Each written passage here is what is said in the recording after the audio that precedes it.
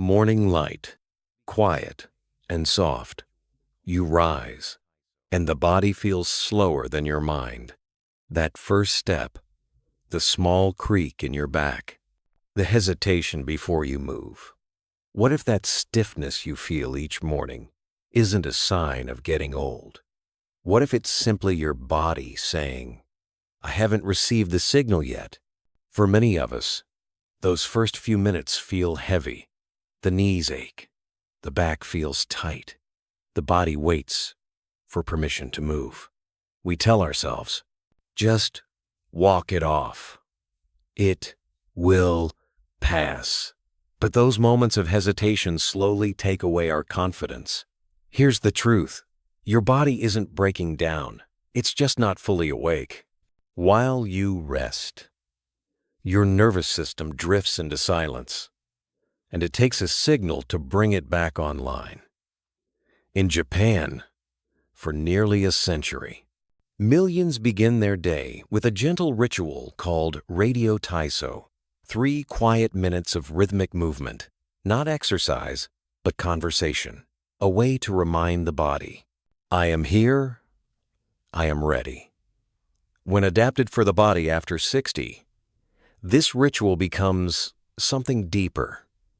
It reconnects the pathways between your brain, your joints, your balance, your confidence. In this episode, I'll guide you through a calm version of that ritual. Movements you can do the moment you wake up to reawaken your balance and prepare your body for the day ahead. And before we start, I'd love to know where you're joining from. Leave a short hello in the comments, maybe your city, or how your mornings usually feel. This community is built one voice at a time, and your story might be the one that helps someone else move again. All right, let's begin this gentle 3-minute ritual, a way to remind your body that the day has started. Move slowly, breathe easily. Listen to your body. There is no rush. Here, reaching and opening, reawakening the spine and lungs. Stand tall, feet shoulder-width apart, arms resting by your sides. This isn't just a stretch. It's a signal of expansion. When we sleep, the spine shortens slightly, and the breath becomes quiet. Now, we invite space back in. Inhale. Lift your arms wide and upward, slow and smooth, reaching softly toward the ceiling. Feel your ribs open, your spine lengthen, your lungs filling. At the top, a small, gentle arch, the chest opening to the morning. Exhale. Lower your arms slowly. Let your shoulders slide down your back. Feel yourself return to the ground, taller, lighter. Repeat 3 to 5 times, matching breath and motion. A conversation between air and movement. You're not just lifting your arms. You're waking up every joint along the spine and every cell in your lungs. Gentle side bend, reclaiming lateral freedom. Still standing tall, raise your right arm slowly toward the sky. As you exhale, bend gently to the left, as if sliding down an invisible wall. Keep your chest open. No folding forward. Just a long, easy curve from hip to fingertips. Feel the length along your side, from waist to ribs to armpit. Inhale and rise back to center. Switch sides, slow and smooth. Repeat 2 or 3 times each way. Moving like a wave. You're not just bending, you're reminding your body that movement exists in every direction, not just forward and back. Stable foundation, signaling the hips and knees. Now let's wake up your foundation. Feet shoulder-width apart, hands resting lightly on your hips. Slowly, bend your knees, just a few inches, as if sitting into a shallow chair. Keep your heels down, chest lifted, hips gently back. Feel the thighs and glutes engage. Then slowly press through your heels and rise. Repeat 5 to 7 times, breathing calmly. If standing feels unsteady, you can do this seated. Press your feet into the floor and lift gently through your thighs. You're not just bending, you're rebuilding trust between your brain, your hips, and your knees. Your body's pillars of independence. Full body circulation. The final signal. Finally, a whole body wake up. Stand tall, knees soft, arms relaxed.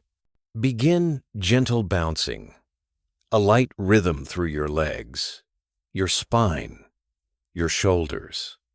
Let your arms swing freely, forward and back, side to side, wherever they want to go. Imagine shaking off the night, letting warmth flow through your joints. Keep breathing, easy and natural.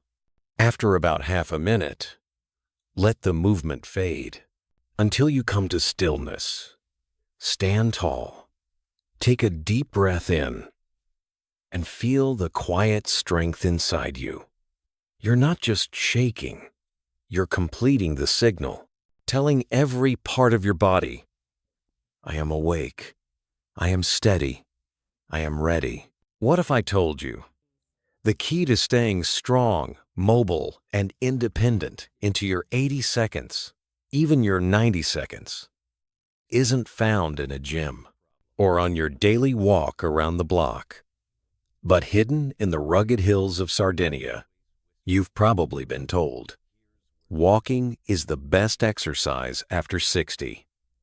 Get your steps in, stay active, keep moving, and yet, maybe you still feel that slow loss of strength. Maybe stairs feel harder, or getting up from a chair takes more effort. You're moving, but are you truly building resilience? Here's the truth. Most fitness advice misses this.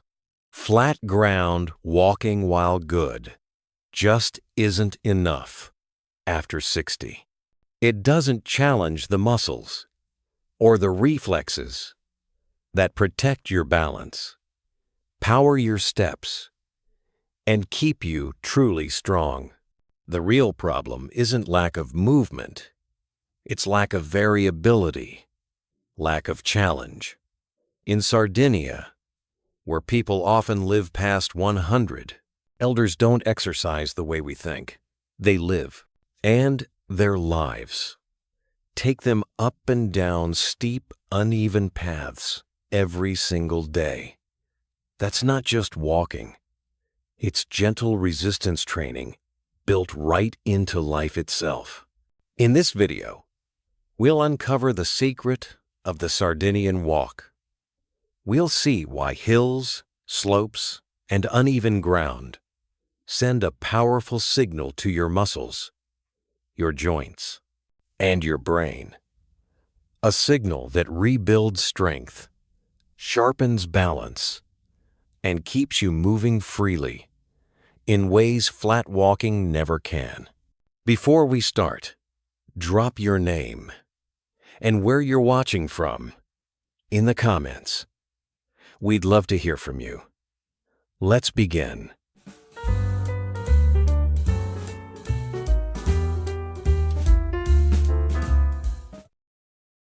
Most people think strength after 60 comes from lifting weights. But what if the hills around us are nature's most effective gym? Walking uphill isn't just cardio. It's natural resistance training. Every incline demands more from your body, specifically targeting the powerful muscles on your backside. Your glutes, your hamstrings, your calves, the very muscles often underused and weakened by years of flat ground walking and sitting. These aren't just leg muscles. They are your power muscles.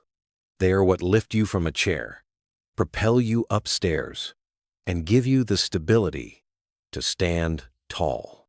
Flat walking gives these muscles a gentle nudge. What if I told you that the waddle in your walk, that slight side-to-side sway that makes you feel unsteady, isn't just about getting older? What if that fear of losing your balance, that feeling that your hips just aren't under you anymore, isn't a permanent decline? You've probably been told to just walk more, or maybe even to start using a cane, just in case. But no matter how much you walk, that unsteadiness, that weakness, seems to linger. It's frustrating. And frankly, it's frightening. It makes you question your every step. But here's the truth. The problem isn't your main leg muscles. It's not your quads or your hamstrings. The real problem, the one almost everyone ignores, is a small forgotten muscle on the side of your hip called the gluteus medius. This is your master stability muscle. And for most of us, it hasn't failed. It's just fallen asleep.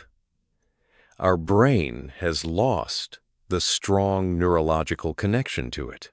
When that muscle shuts down, your body compensates by swaying, creating that waddle. Your brain is simply trying to keep you upright. In this video, I'm going to show you 3 simple, safe movements. But more importantly, I'll explain why they work on a deeper level. These aren't about bodybuilding. They're about sending a new signal, a neurological wake-up call to reawaken this hidden muscle, restore your brain's trust in your hips, and help you reclaim that feeling of a solid, stable walk. Before we get started, drop your name and where you're watching from in the comments. We're a community here, and we'd love to hear from you.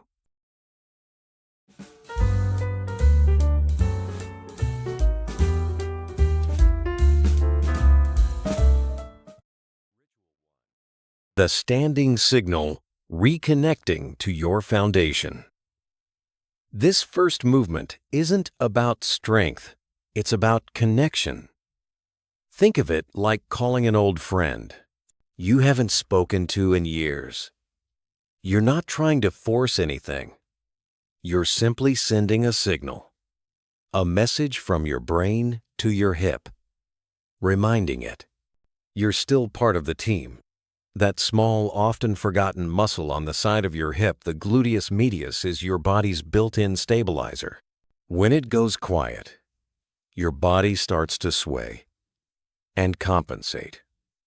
This movement helps you wake it back up, safely and gently. Stand with your side next to a wall or a sturdy chair. Keep one hand lightly resting for support.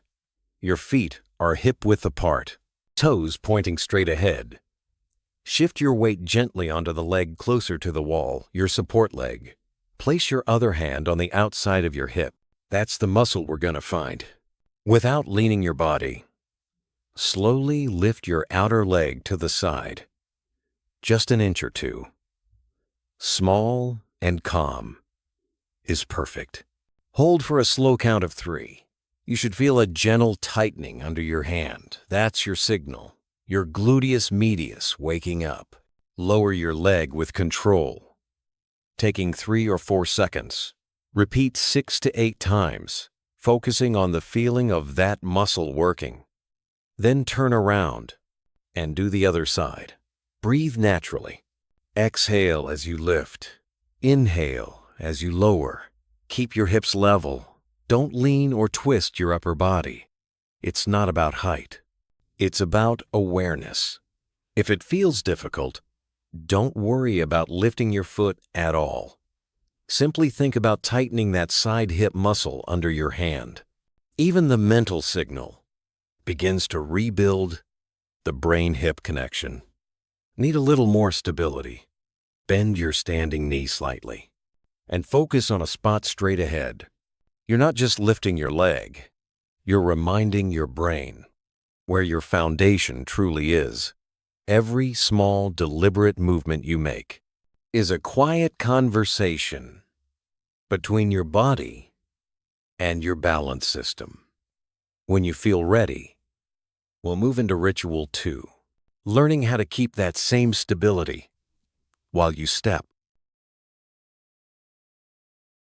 Ritual 2, the clamshell reawakening your hip safety net. Now that we've reconnected your brain to the side of your hip, it's time to wake up the deeper fibers, the quiet ones that keep you steady before a wobble even begins. Think of this as rebuilding your safety net. These small stabilizers don't shout, they whisper. They catch you in that half second between losing and regaining balance. Most people rush this exercise, trying to work the muscle. We'll do the opposite. We'll slow down and listen. This isn't about strength. It's about reliability. You're teaching your hips to turn on smoothly, automatically, and with trust. Lie on your side with both knees bent, stacked one over the other, about a right angle at the hips and knees. Keep your heels lined up with your hips and shoulders. Rest your head on your arm or on a small pillow. Place your top hand on the outside of your hip so you can feel it activate. Keep your feet touching like they're gently glued together. Slowly open your top knee toward the ceiling, as if you're opening a heavy book. Stop the moment your hips start to roll backward. This is a pure hip rotation. A few inches is enough. Hold for a quiet count of 3. Feel that deep, subtle tightening under your hand. Lower your knee back down with full control, taking 3 or 4 seconds. Repeat 8 to 10 times. Breathing naturally and moving with intention. Tempo cue. 2 seconds up. 3, hold. 3 down. Breathe out as you open. Breathe in as you return. Keep your body relaxed. The motion should feel grounded, not forced. If it feels difficult, slide a small pillow or rolled towel between your knees. It shortens the range, making the motion smoother and easier to control. Even imagining the motion, softly tightening the muscle under your hand, begins to rebuild the signal. If you want a gentle challenge later, after a few weeks, you can loop a very light resistance band around your thighs, just above the knees. Keep the same calm tempo. More resistance never replaces good form. Each slow repetition is a conversation between your brain and your balance system. You're not just opening your knee, you're rewiring your hips to feel safe, steady, and ready to respond. When you're ready, we'll move to Ritual 3, learning how to carry that same stability into every step you take. Ritual 3, the side-lying rehearsal practicing for a stable walk. We've connected, we've strengthened. Now we rehearse. Walking is at its core, a graceful exchange, balancing on one leg while the other moves forward. This final ritual lets your brain and body practice that moment safely, with full control and no fear of falling. When we take gravity out of the equation, your nervous system can focus entirely on the action of balance, on what stability truly feels like. This is your rehearsal for walking with quiet confidence. Begin in the same side-lying position, head supported on your arm or on a pillow. Extend both legs straight, forming one long line from your heels to your head. Place your top hand on your outer hip, the same spot we've been reconnecting with. Flex your top foot gently, pulling your toes back toward your shin. Keep your kneecap facing straight ahead, not turned upward.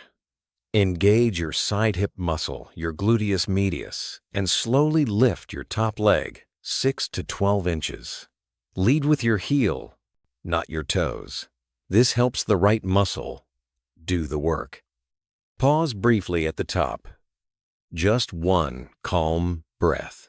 Lower your leg all the way back down with slow, steady control.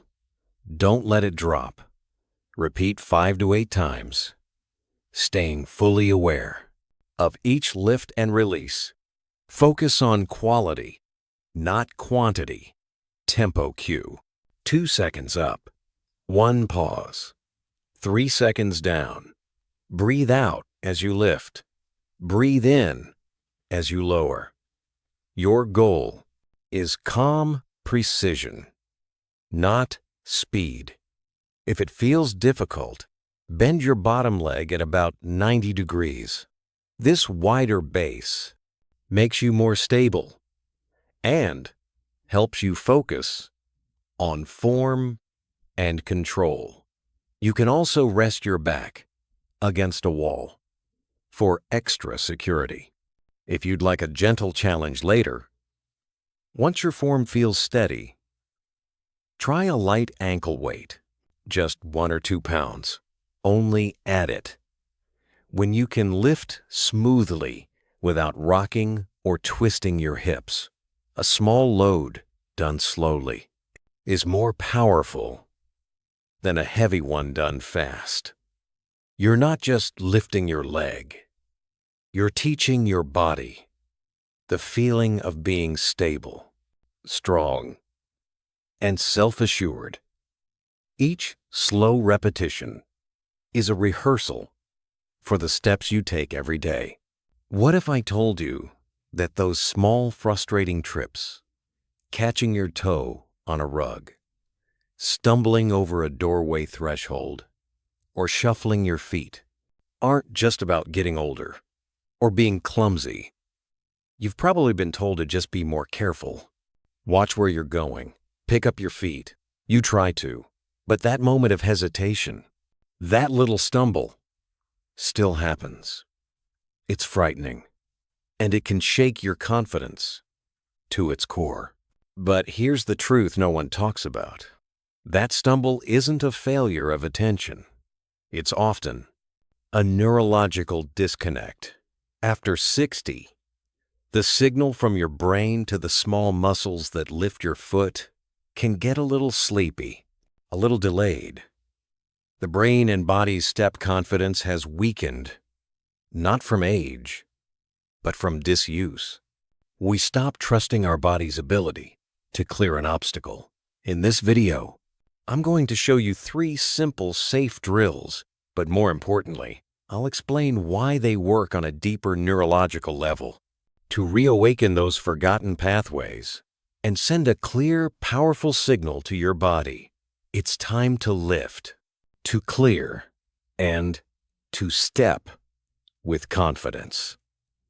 Before we get started, drop your name and where you're watching from in the comments. We'd love to hear from you. Let's begin.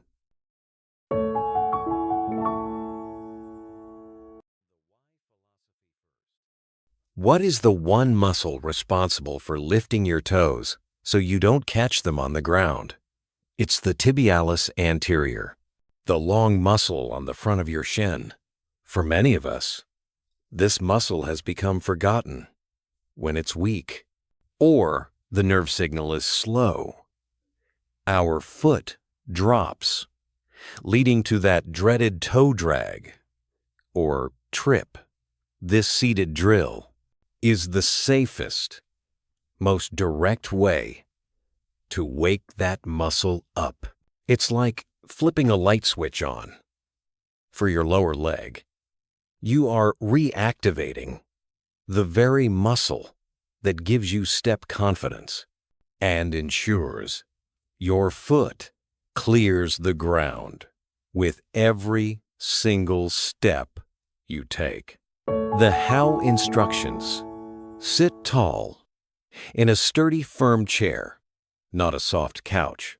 Sit toward the front edge with your feet flat on the floor, knees at a 90-degree angle. Keep your heels firmly planted on the ground. Slowly lift both of your toes and the front of your feet as high as you possibly can. You should feel a strong activation in your shins. Hold this toes up position for 3 seconds. Slowly lower your feet back to the floor with control. Don't just let them slap down. That's 1 rep. Aim to do 10 to 15 slow, controlled repetitions. To make it easier, lift the toes of just 1 foot at a time. To make it more challenging, do this standing up while holding onto a kitchen counter or the back of a sturdy chair for support.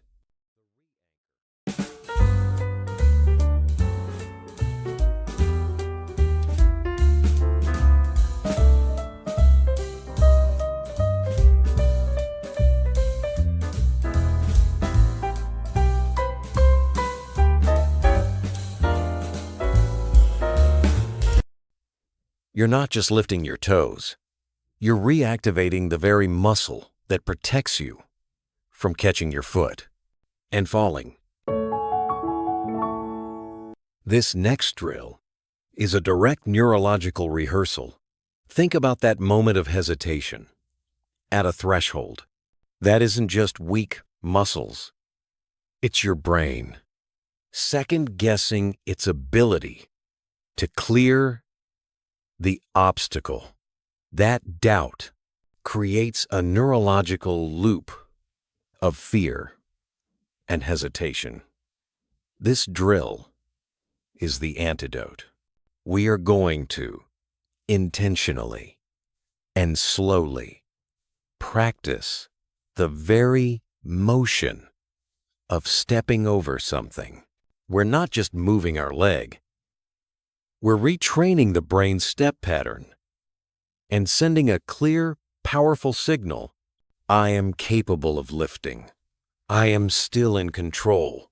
We are rebuilding neuromuscular trust. Find a sturdy, heavy chair, one that won't slide, and place it next to you for balance.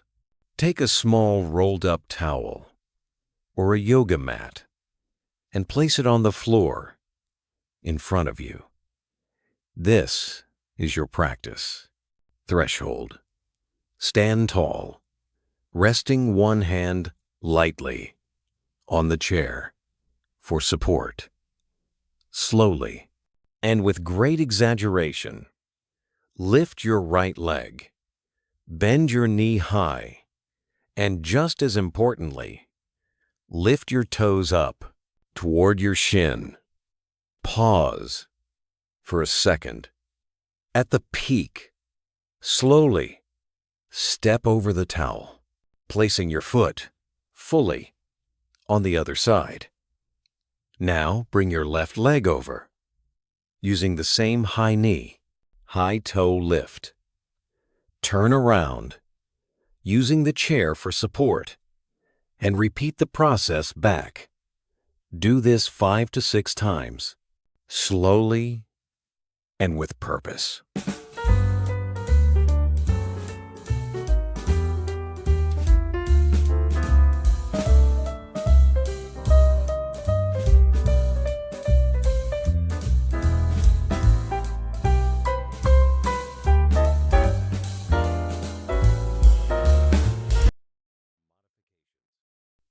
To make it easier, start by just lifting your foot and tapping the top of the towel without stepping over. To make it more challenging, use a slightly higher but soft object, like a small cushion or a yoga block. The re-anchor. You're not just stepping over a towel, you're rebuilding your brain's trust in your body's ability to clear the path. Don't just happen when we're walking in a straight line. They happen when we're distracted, when we get bumped, or when we're moving sideways, like stepping over a threshold and into a room at the same time. This is a loss of lateral control. For most of us over 60, we almost never practice moving side to side, so the muscles and the brain pathways for it go dormant. This drill reawakens your hip stabilizers, specifically the gluteus medius, which act like your body's personal gyroscope. It trains your brain to respond, not panic, when your balance is challenged from the side. Next to a long, sturdy surface, like your kitchen counter or the back of a sofa, rest your hands on it lightly. For balance, stand tall. Shift your weight fully onto your left leg. Slowly, lift your right foot off the floor with control. Step your right foot out to the side, just a comfortable distance. Tap your toe to the ground, then slowly bring it back to the center. The goal is control, not speed or distance. Feel your left hip muscle, the one you're standing on, working to keep you stable. Repeat 10 times on the right side. Then shift your weight and repeat 10 times on the left.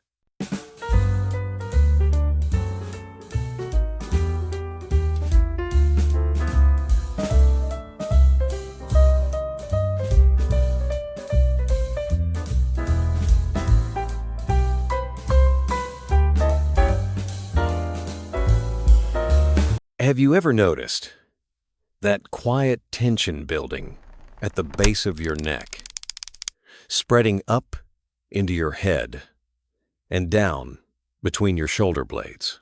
You rub it, you stretch, maybe you even blame your pillow or your posture. But it keeps coming back, doesn't it? That heavy, forward-leaning feeling, the one that makes your head feel twice as heavy, isn't just a muscle issue. It's a message, a quiet signal from your body saying, I've been stuck in this shape for too long.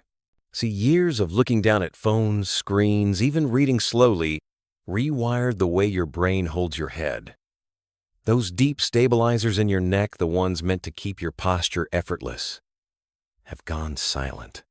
And your upper back, the true foundation of your neck, has become rigid, almost frozen.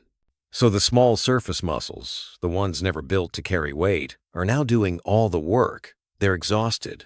And when nerves start getting trapped or compressed, that's when pain, headaches, and even dizziness creep in. But here's the good news. It doesn't take hours in a gym to fix it.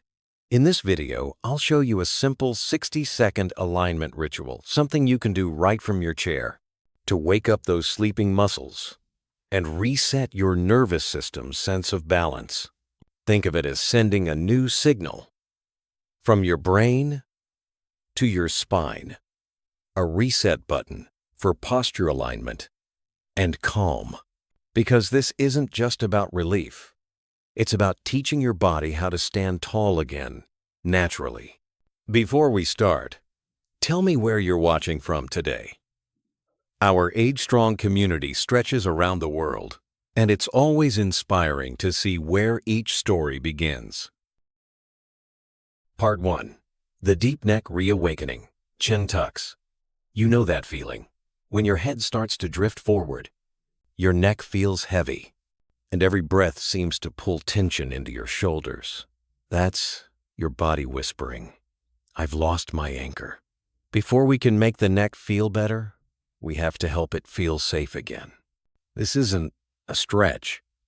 It's a signal, a quiet reawakening of control. Deep inside your neck are tiny stabilizing muscles, the deep neck flexors. They're hidden just behind your throat, wrapping around your cervical spine like a soft internal brace. When your head leans forward day after day, these muscles shut down. They forget their job. This first move, the chin tuck, is how we bring them back online. It's not about forcing posture. It's about reminding your nervous system this is where balance lives. Let's begin. Sit tall, but stay relaxed. Imagine a gentle thread lifting the crown of your head toward the ceiling. Let your shoulders melt down and back.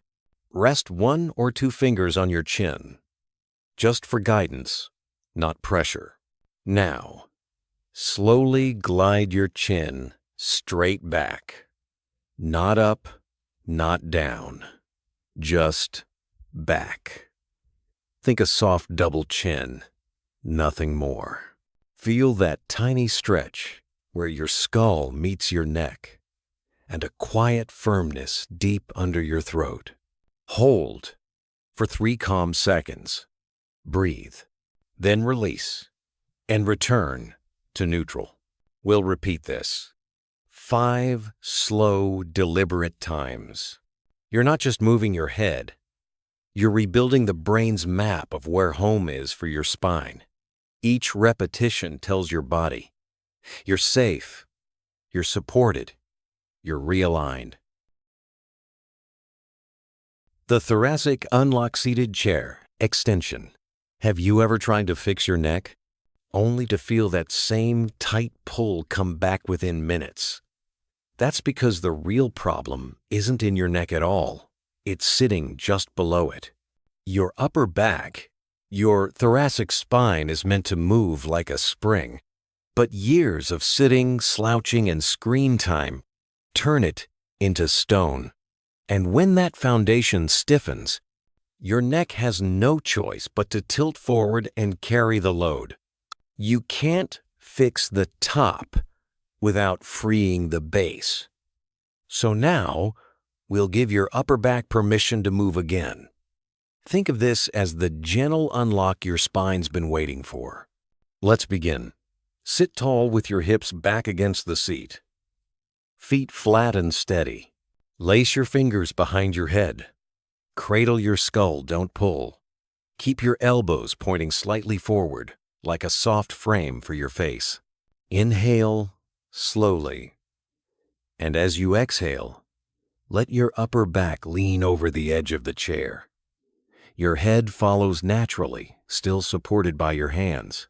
Feel the movement happen right where your ribs meet your spine, not in your lower back. Keep your core engaged. Keep control. Look gently toward the ceiling. Hold for 1 calm breath. On your next inhale, draw yourself upright again, using your core, not momentum. Repeat. 5 slow rounds, each one a little freer than the last. You're not cracking your back. You're teaching your spine what it forgot. Extension, the movement of openness. Every time you do this, you give your neck a stronger foundation and your posture a chance to return home. Before we move on, how's it feeling so far?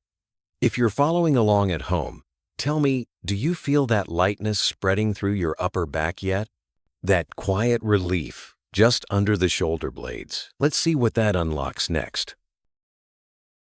A specialist's perspective. Let's pause for a moment and breathe. You've just reawakened muscles that may have been quiet for years, so give them a second to thank you. Here's something I've learned after working with hundreds of older adults. Consistency always beats intensity. Every single time. This little 60-second ritual, It isn't a quick fix. It's a gentle conversation you have with your body one day at a time. You're not forcing your neck into alignment. You're inviting it home. And with each repetition, that invitation feels a little more natural, a little more effortless. The secret isn't time. It's timing. Anchor this ritual to something you already do. When you sit down at your computer, before you type a single word, do your 60 seconds. When you reach for your phone in the morning, or park your car before heading inside, take that same minute to reset. It's not about adding another task to your list. It's about turning moments of stillness into moments of renewal. And always listen to your body. If something feels sharp, stop. If it feels like effort wrapped in ease, that's your cue. You're on the right track. Movement should whisper, not shout. So tell me, when did you first start noticing that tightness in your neck or shoulders? Drop it in the comments, not just to share, but to remind yourself, you're not alone in this. We're all learning to move with awareness again, one calm breath at a time.